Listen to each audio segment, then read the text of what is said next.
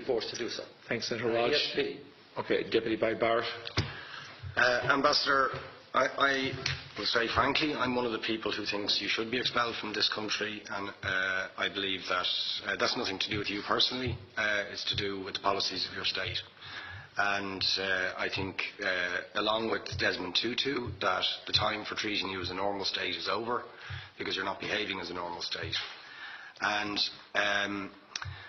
I just want to ask you questions, really, in relation to that contention. And I would just say, for the record, it certainly isn't motivated by anti-Semitism in my case. I mean, for example, when disgraceful attempts were being made to downplay the horrors of the Holocaust by people like David Irving, I brought a Jewish Auschwitz survivor to this city to organise meetings and get her on national television to remind the Irish people about the horrors of the Holocaust.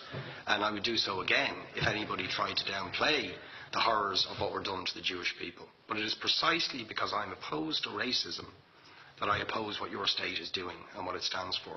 So I just want to ask you a few questions in relation to that. And I should also say, by the way, I lived for a year on Moshav Neot Hakikar in the Dead Sea in 1987, 2 weeks before the first Intifada broke out.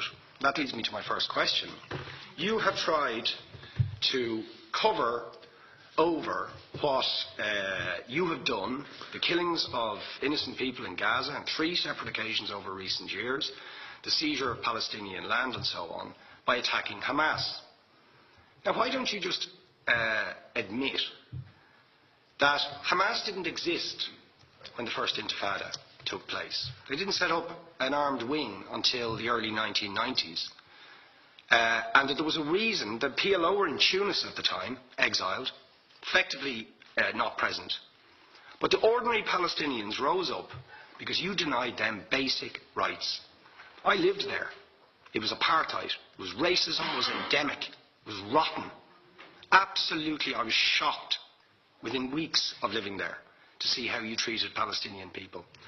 And isn't it the fact that the law of return, which is the basic law of the Israeli state, is a racist apartheid law because it confers rights on Jews that it denies to Palestinians? It allows, for example, if I was Jewish and had never stepped foot in Israel, I could claim citizenship there tomorrow, but 6 million people whose origins are in what you now call Israel, who were forced out in 1947 or 48, do not have that right. Isn't that part of the reason why the Palestinians are in dispute with Israelis?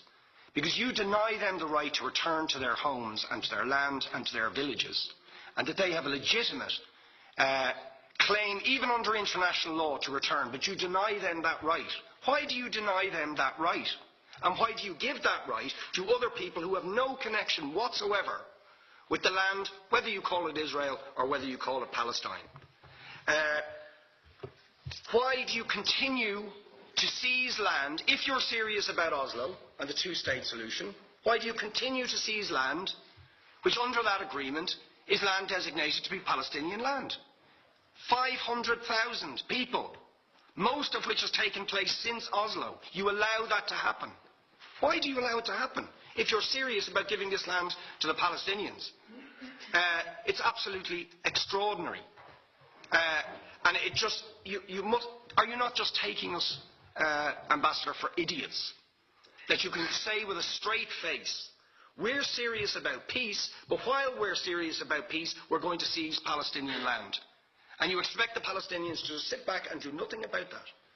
And the world to accept that that is an acceptable way to behave. And you asked earlier on, could we have some constructive solutions?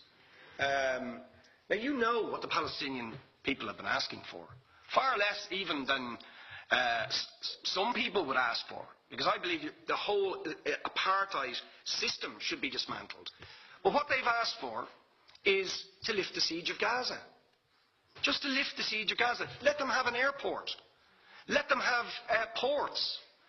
Let them not be dictated to by a government for whom they do not vote as to what can go in and out of their territories, whether they will have power, whether they will have clean water, whether they will have medicine.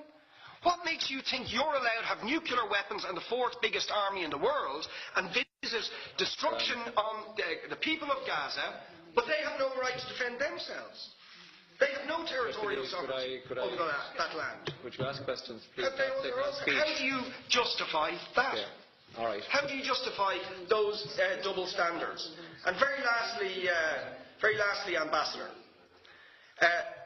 people like Bishop Tutu, Nelson Mandela, and I would certainly describe your state as a apartheid state, with different laws for people depending on their race or religion.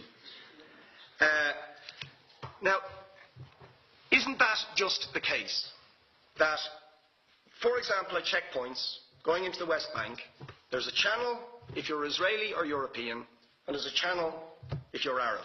Just because you're Arab. If you came into Dáil Éireann and they stopped you and said, "Are you Jewish?" "Oh no, sir, you can't come in through the same entrance as Irish people or European people because you're Jewish," you would call that racism and apartheid. But yet, you practice that.